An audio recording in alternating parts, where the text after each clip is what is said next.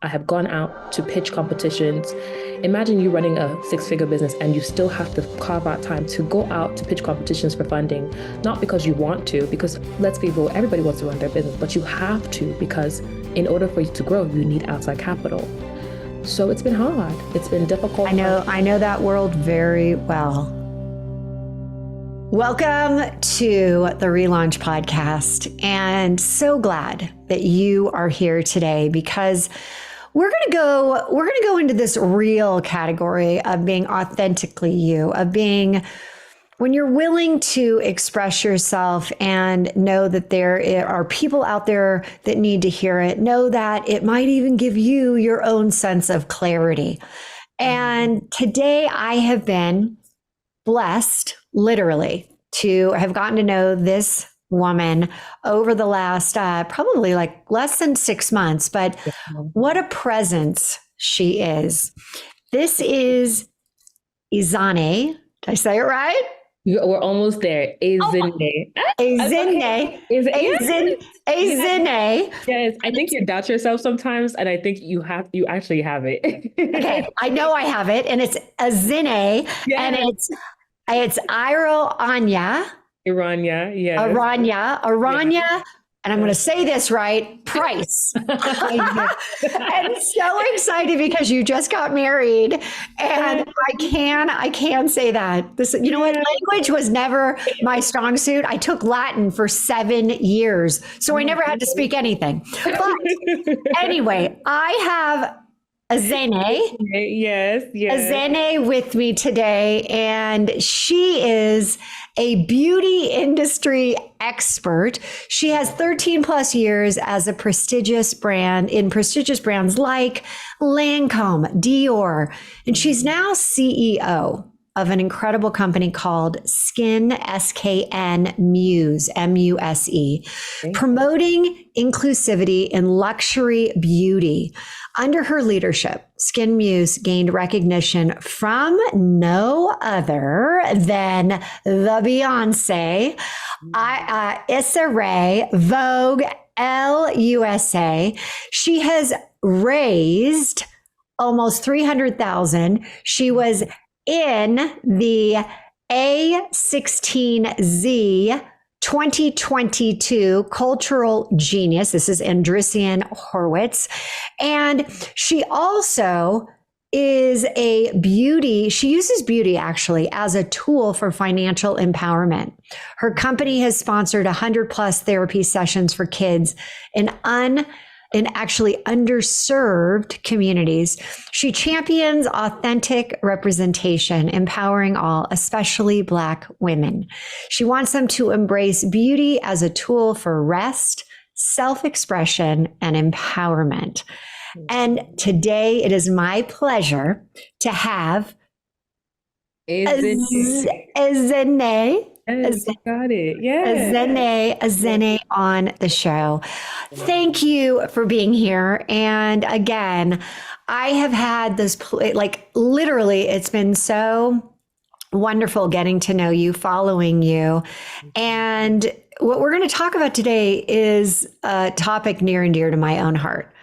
And I feel like I just, there's the big, gigantic hug of support when we're talking to other fellow entrepreneurs in business, especially female entrepreneurs. So I would love to have you kind of take us back to this major relaunch that allowed you to be where you are today. Okay. Hilary, thank you so much for having me. I'm really excited. I told myself, I actually took a hiatus from talking to people for a while. So you're like my first interview in a really this. Yes, in a really long time. Take you back to, my pivot, my relaunch moment. And we're talking personal life, right? We're not talking You know what? No, here's the thing. Relaunches are both personal and professional. And when I say the most significant relaunch that has truly shaped who you are right now, today, what would you say that would be? So there've been a couple moments, but I remember one of the strongest. People don't know this about me. Well, now they'll know, but I actually migrated by myself to this country at 16.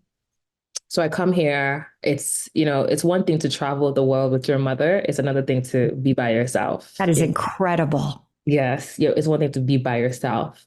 And I'm in this country, I suddenly have the responsibility of an adult, but with the authority of a child, right? And that comes with so much complexities. And in that moment, I, unfortunately, like every naive young woman, I ended up in a relationship with an abusive person. I'm a baby. I'm Mm. unaware of what a healthy relationship is. I'm unaware of the impact of pairing up at such a young age with somebody who's so vile and toxic. And here I am with this responsibility, a child in a new country. Zeta, so I have to ask you, what was the impetus for you actually leaving your country at 16 years old? I was on, unlike every other immigrant story who comes, seeks refugee or an asylum, I was just fortunate enough at that point to be so smart. I graduated high school at 15. Mm. And because I was done, I convinced my mother that, of course, she should let me go on to college at 16. I actually wanted to go at 15, but she said, I need you to wait a little bit. So I waited at home with her for a year. I took a gap year just being with her. And I was like, I need to go. I'm ready. And I thought I could handle it. And, I applied to a bunch of universities and I got in. Yeah, that's really how I left in seeking in search of a better education. Yes, that's actually why. Yeah. And so you get here, and how quickly did you meet this guy? Oh my gosh. I think within that first year, he met me when I was still 16. Yeah, within that first year. Now I'm in this relationship, and as you can imagine, everything, the sun that radiates around me, my name actually means good mother. The literal translation is to say good mothering spirit. Um, he sucks every single light out of me in the whole process, every single light. Now, I'm navigating this, I'm navigating school, I'm still getting great grades, but my personal life is just the light keeps getting dim and more dim and more dim. I battled this for a couple of years, and this is where the relaunch happens. I think I was, well, I don't think I was around 23. I met him at 16. I stayed there till 23. And at Mm. 23 is when something in me snapped. Along the line, this person had threatened my little baby brother, who I was just helping migrate to America, and he was living with me. And one thing about abused women is that it takes you seeing that other people are also in danger for you to realize that you are in danger. Mhm. And that was just enough for me. I literally, something just snapped and I became more vocal. I remember I told my mom, I called her in Nigeria and decided to fight back. I started getting my stuff together, my finances together. I was a woman who went from depending on her mom, taking care of her, to being in this abusive relationship, also being dependent on this person taking care, quote unquote, taking care of me. And I immediately just took powers into my own hands and I said, no one is going to save me but myself. And I have to save myself. And the light went on. I remember wanting to leave, and this man had kicked my car door in. I got restraining orders.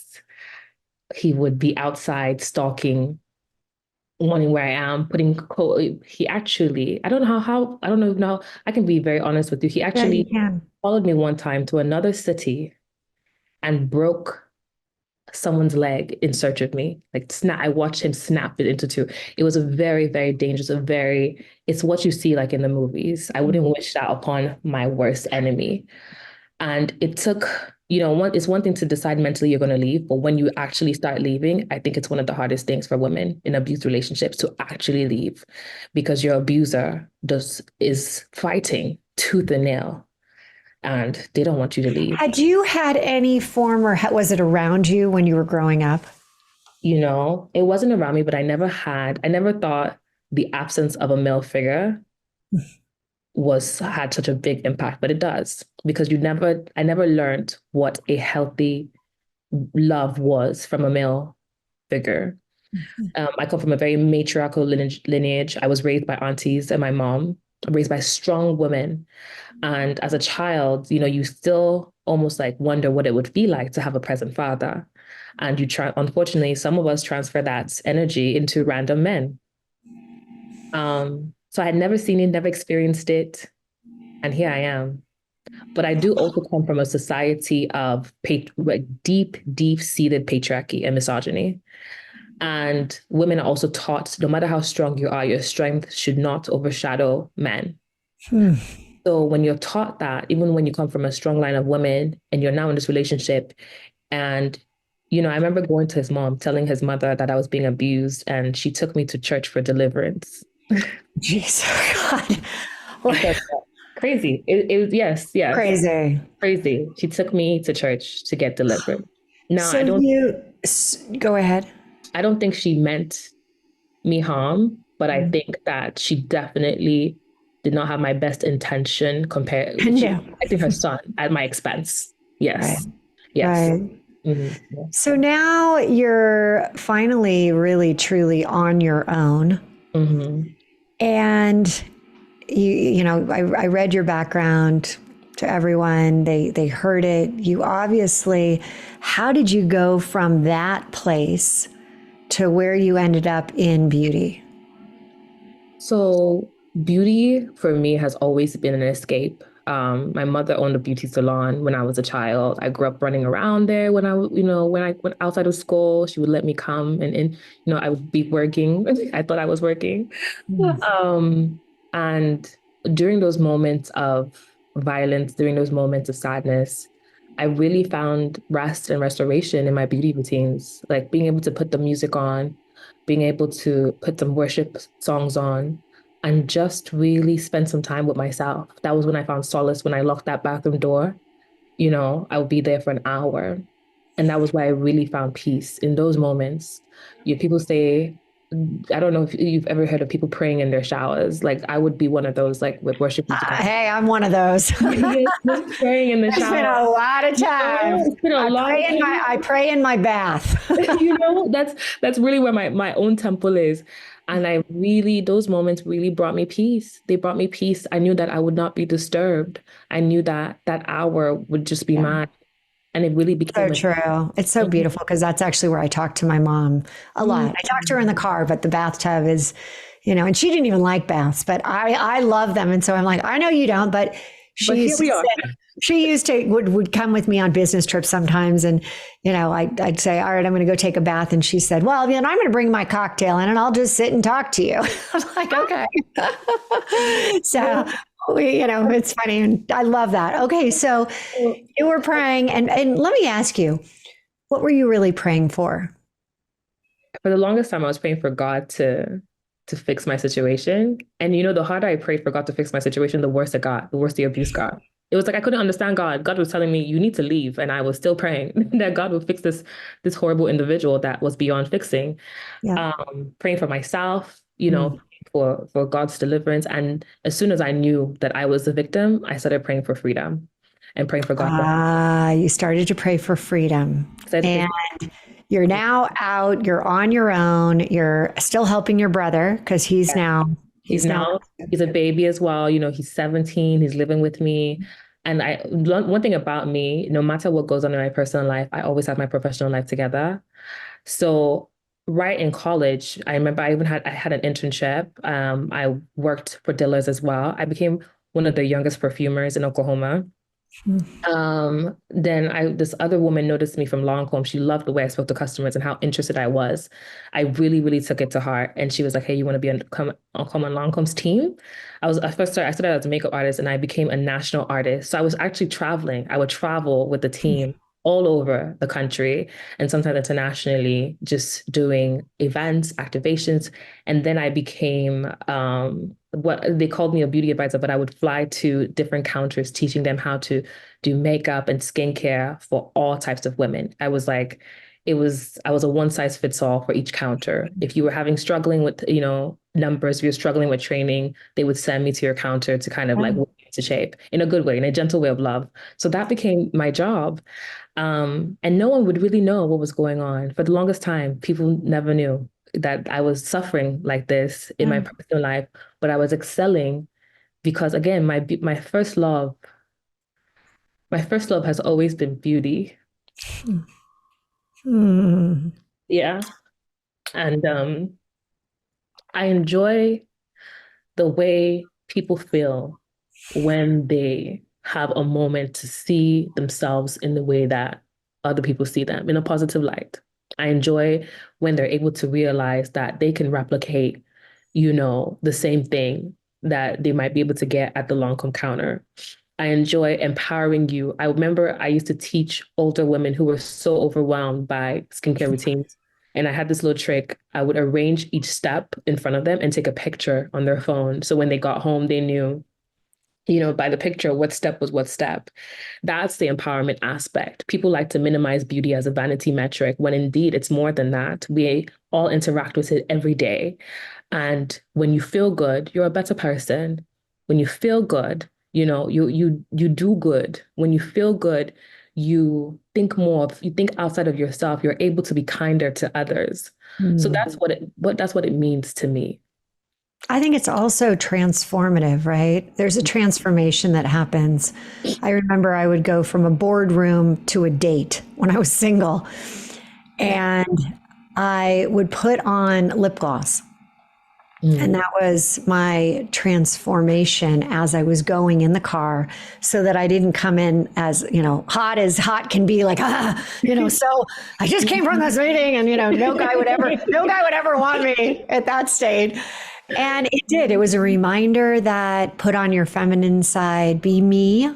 I'm a woman. I'm a woman at heart, even though I was trying to be a man all day. And I really can appreciate that. And I love that it really touches your heart, right? It really is something there. So you decided to get involved in the beauty industry in a bigger way. What really caused you to do that? Shout out to one of my bosses. Good bosses are so impactful. Anybody listening here, if you are a leader, a manager, a boss, you need to know that you have the power to really effect change in people's lives. This lady, her name is Cheyenne. She took me underneath her wing in a big way. I was working at Lancôme and she used to just watch me.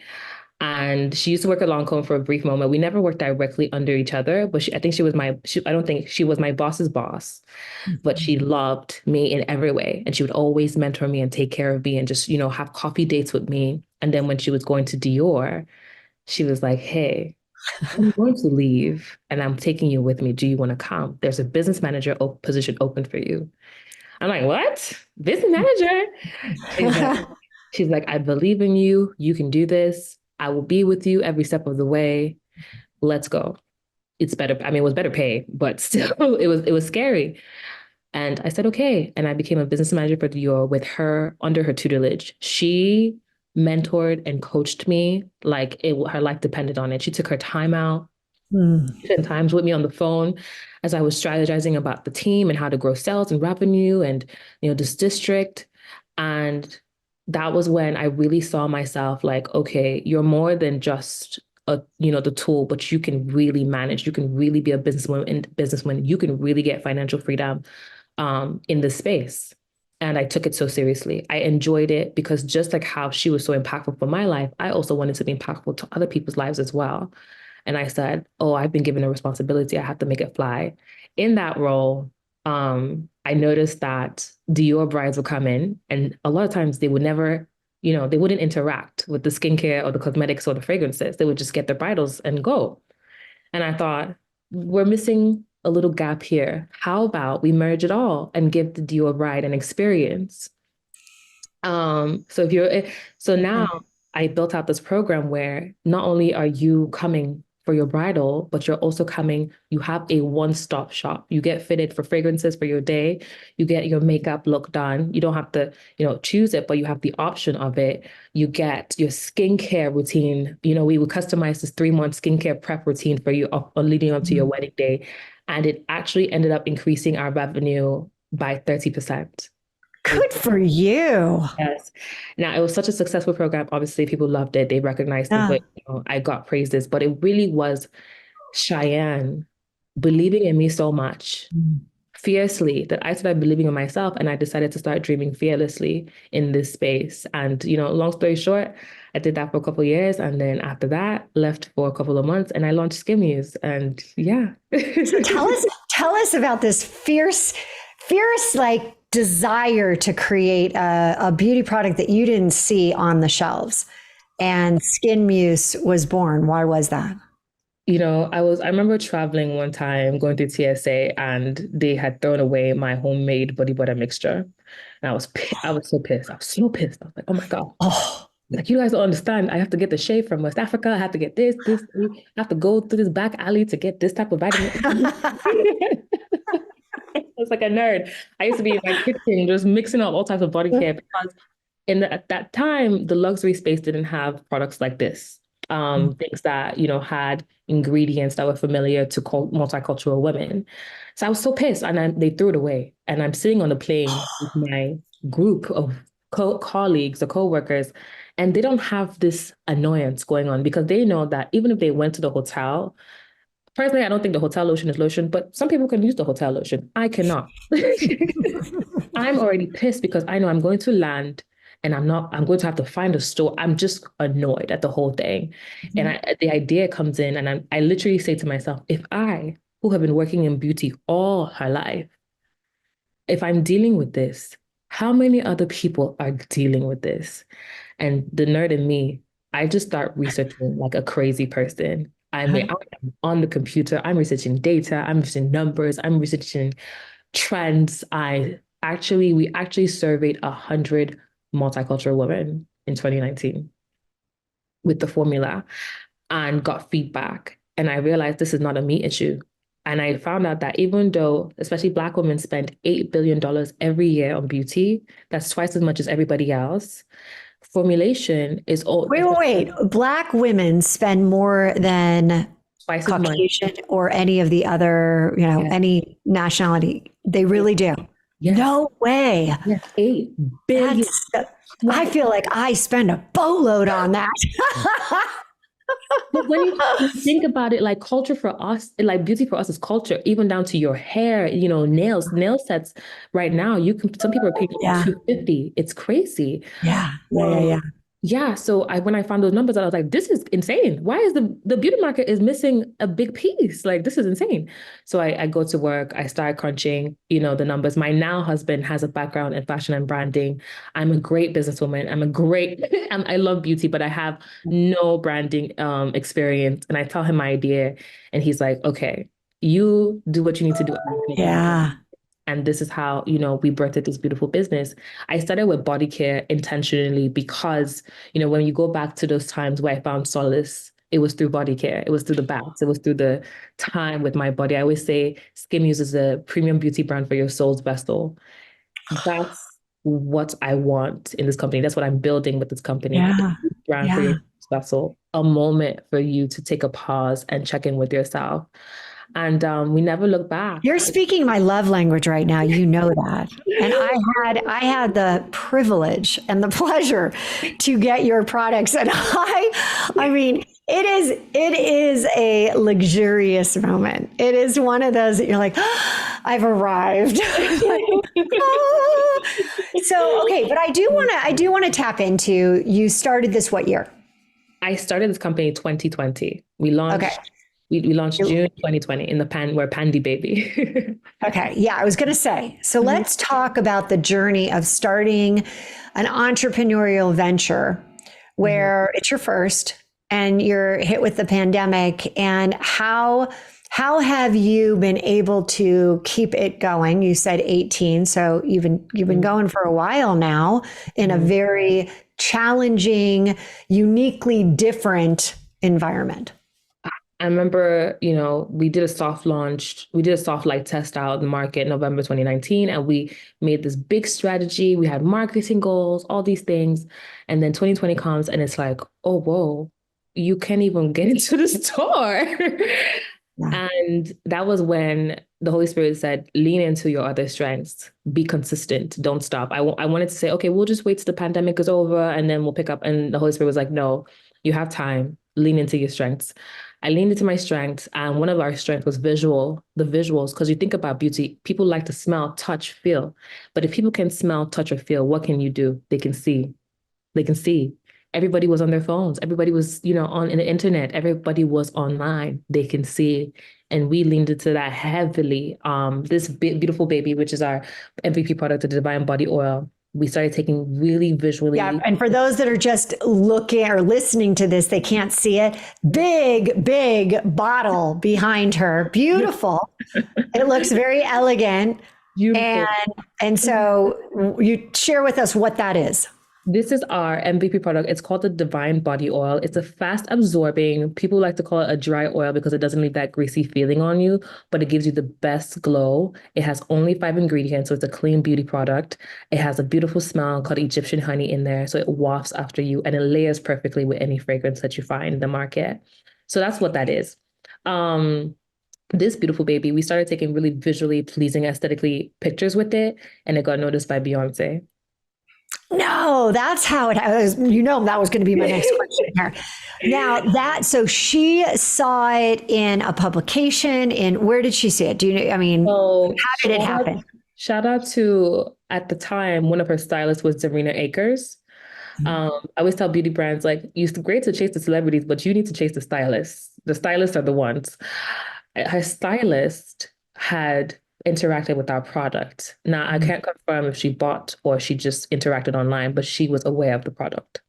And Beyonce at that time was building a list of, Black brands she wanted to highlight. And her stylist had also helped her curate the list.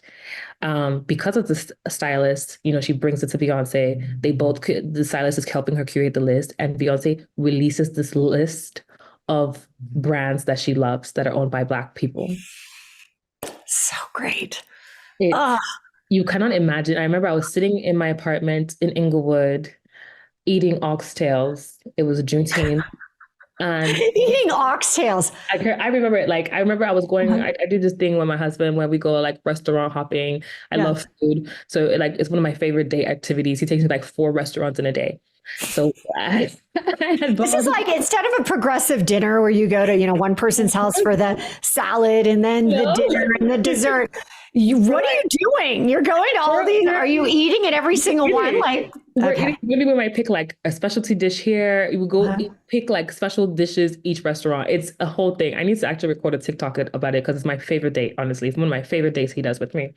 So I'm eating. I'm loving it, and I'm going to tell E all about it, and we're going to do. We have to. I'm going to do this.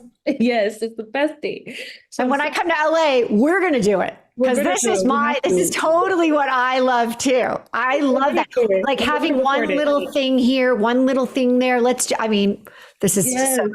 Okay. So I'm sitting there, I'm eating my oxtails and orders are coming in. Now, at that time, we're just new. People don't really know. So in a day, we maybe get like 1 order, right? And like 5 had come in. And I was like, oh, people are really shopping on Juneteenth, but we weren't doing a special. Then 10 orders came in. And I'm like, did the influencer find us or something? Like, which influencer? And, he looks at me and he's like chuckling. He's like, you should ask God for 20 orders. And in the middle of oxtail, I go, God, give us 20 orders. And 20 orders come in. And I was like, okay, something's going on. What is happening? And I go on Twitter and I say, I don't know which influencer has posted SKN Muse. Thank you so much. And immediately I tweet my friend is like, girl, Beyonce posted you. And I thought I'm a Beyonce fan. Now I'm an extreme Beehive member. I'm not going to lose my mind, but I do appreciate everything Beyonce does. I'm a Beyonce fan. I'm a healthy Beyonce fan. And so am I. In fact, I use her almost every day in my conversations and coaching. I will talk about Sasha Fierce, her alter ego, her she-go, and how your identity drives. I do this. This is like inspirational. She's so amazing. She's so Beyonce, amazing. If you're listening to this podcast, we love you. Yes, we love you. So I'm just in awe. And I'm just like, my friend is like, girl, I thought she was messing with me. She screenshots it. She sends it to me. And I thought, I responded, what a cruel joke this would be. Why would you? I didn't even think to check I just assumed that she was playing. I said, that's a crude Right. joke. Do that. And another person is like, calls me and my phone starts blowing up and the orders, I'm telling you, like I lost count. Now, an hour in, we're already sold out. And I call my mentor and I'm like, I have to mark the site closed sold off. Like it's done, it's done. She's like, do not do that. Leave it open. Leave it open. And I'm getting afraid because so many orders are flooding in. It was 3 days of constant ding, ding, like ding. You would wake up, orders, go to bed, orders every hour. And I'm having anxiety because internally, as a new business owner, I don't know how I'm going to fulfill all these orders. Right. The fulfillment side of it. You know, The delivery, we talk about the delivery. Yes. luckily for me, I had gone through this beautiful accelerator 3 months before to prepare me and really sharpen my business skills. And I intentionally started to build a really good relationship with my vendors before then. I intentionally sought out vendors that were small business owners. I sought out vendors who were women, minorities, people who I knew aligned with my brand and values. And when it was all happening, my mentor was like, just be transparent with people. Let them know. They probably saw you on Beyonce's website. Give you some time. She's like, how long do you think it will take you to do all these orders? I said, maybe 2 weeks. I wasn't even sure. I emailed every single vendor and I told them people were expediting packages to us during the pandemic without us having to pay. They wanted to support this new business. I mean, we were just like we were babies. We were literally out the womb. We had no credit. Like we had none with vendors. But this is you know what? This is the kind of story you just love. But I gotta keep you going here because you have the highs, yes, and there's also the lows. Ooh. And I call it the relaunch roller coaster of business. And so you were continuing to move forward. And what has business been like for you? Business has been, I'm currently in my hardest season of business, to be very open and vulnerable and transparent. The economy is different. Luxury products are not priority for most people, especially, with our target audience. People are prioritizing other things. And it's just we've expanded into our own production facility. We've expanded the team. We've gone from just myself to a team of, we're now a team of 12 people. Right. And it is extremely difficult. It has been high highs, but also low lows. There have been times where I wake up with anxiety, not understanding how I'm going to make it into next month in this season, because nothing is predictable anymore. There have been times. How are you finding the fundraising landscape right now? Oh, it is. Think of the yuckiest meal you ever ate that made you nauseous to throw up, that you had to maybe get to the hospital. You had food poisoning. That's how I find the fundraising market right now, especially with CPG brands, especially with Black founders. Recently, there was a report that came out that said we only received 0.46% of funding. So I know people hearing that are going to be shocked because there is this myth, and I can say it because I've now had quite a few conversations with some of my closest friends that are trying to, as Black female, trying to raise money. And the perception is that, if you're a Black woman, you can go out there and you can raise capital very quickly, right? I mean, is that pretty much? That is the opposite. Now we have anomalies, like every other group does, but that is not the truth for the vast majority. 90% of us are building businesses with our own money, with our own funds, with our life savings. When you have a market where less than 1% of funding is going towards your demographic, where you have a market where you have to educate people. I once went into a room to pitch for funding, and before the investor never looked at my pitch deck, and I know that because I have a tracking link. He never looked at the pitch deck and proceeds to interrupt me and say, well, you're a Black woman. I see other Black women like you. You can just walk into a bank and get a loan, no? And I'm thinking, you haven't even looked at my pitch deck. There's this assumption that you've brought into the room with, why are you wasting my time? If you believe this, Why have you wasted my time? So there's a lot of time wasting. There's a lot of education that you shouldn't have to do in these rooms, unfortunately, because there's nobody who else understands what you're building, which I think is the responsibility of an investor. As a woman, we can invest in things that have to do with men. Nobody thinks twice about that. Women, we're able to understand what a healthy business is, what a promising business is. But it seems that when it comes to especially Black women, people get so kind of ignorant and almost dumb that they think they can't just put 2 and 2 equals 4. You have to literally help them break down the math equation. And even then, and you can have traction like mine. Like we bootstrapped this business to $500,000. Bootstrapped. This is That is so impressive. We've expanded, gone into Macy's, had activations with Nordstrom. We've done amazing things, partnership with American Express, with Art Basel, all with our own money. Every money that we've received, most of it has been 90% of it has been non-dilutive funding, meaning I have gone out to pitch competitions. Imagine you running a six-figure business and you still have to carve out time to go out to pitch competitions for funding, not because you want to, because let's be real, everybody wants to run their business, but you have to, because in order for you to grow, you need outside capital. So it's been hard. It's been difficult. I know that world very well. Yeah. And yeah. It was definitely, as a female in a very much, and it still is, a man's world from an investor community. Mm-hmm. But there are female investment groups now. I'm part of actually a few of them. When you think about, there is Portfolio. There is Pipeline Angels, Springboard. And then what was the one you just said? Pipeline Angels. That's another one. Yeah, Pipeline Angels.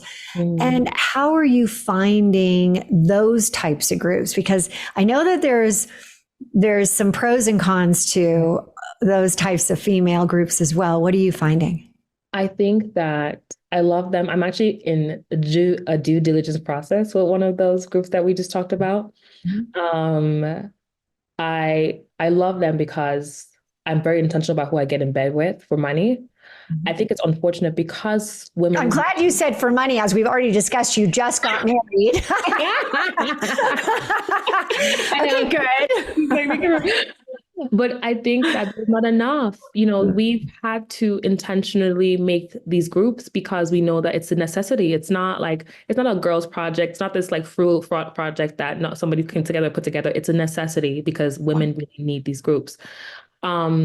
I think because we're a CPG company, it's a little harder to, divvy up the resources in the market. There's not enough CPG for all of us, and that's the truth.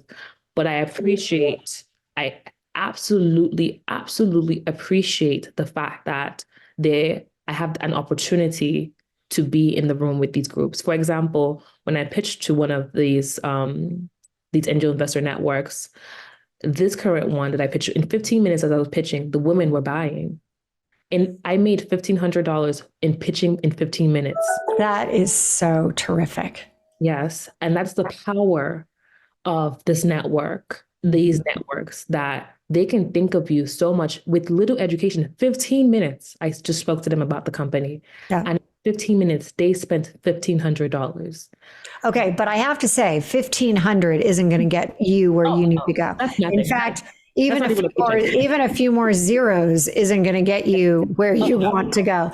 So what is your strategy first and foremost? Because you can't go out to raise money if your mindset isn't right. So how do you get yourself, as you said, hey, I want to be running a six-figure business, and I'm actually running it. I'm not out on the road trying to raise more money and trying to meet payroll every single month, because I also understand that.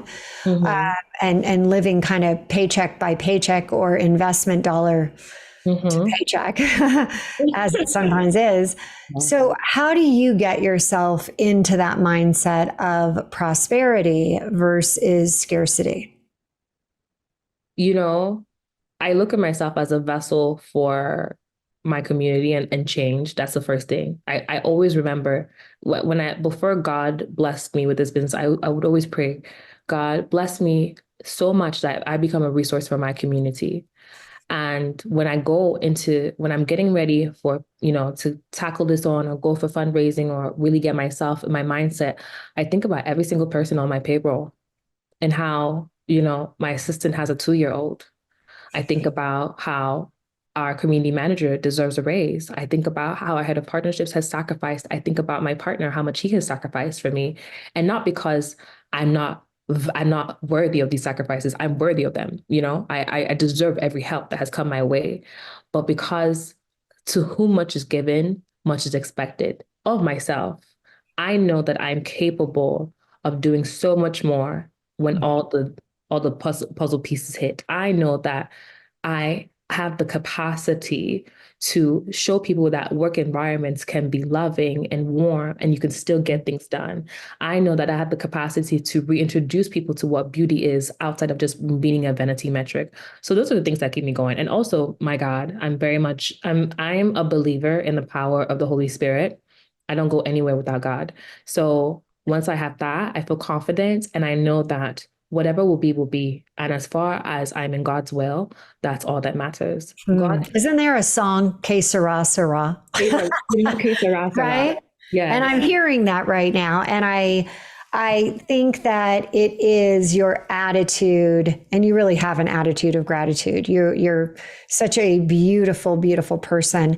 As we go into whenever people are listening, whether it's, any of the seasons, what, and you mentioned, is this exclusively for Black women, or is it, and I know the answer, but I want you to say it because, or is this for any woman that needs self-care, that wants that beautiful, luxurious, but you also have priced it, right in such a sweet spot. Tell us who now, as we're winding up here, where can people find your products and who are they really for? We like to say we prioritize multicultural women because they haven't had a chance to see a brand like ours prioritize them. But this product can be used by any woman, any woman looking for if you're looking for 30 minutes of daily self-care and reflection, we are your solution.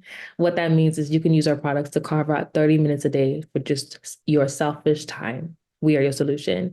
We are for the aunties, the women who are trend-setting in beauty, the women who pass down beauty rituals to their nieces, their daughters, their nephews.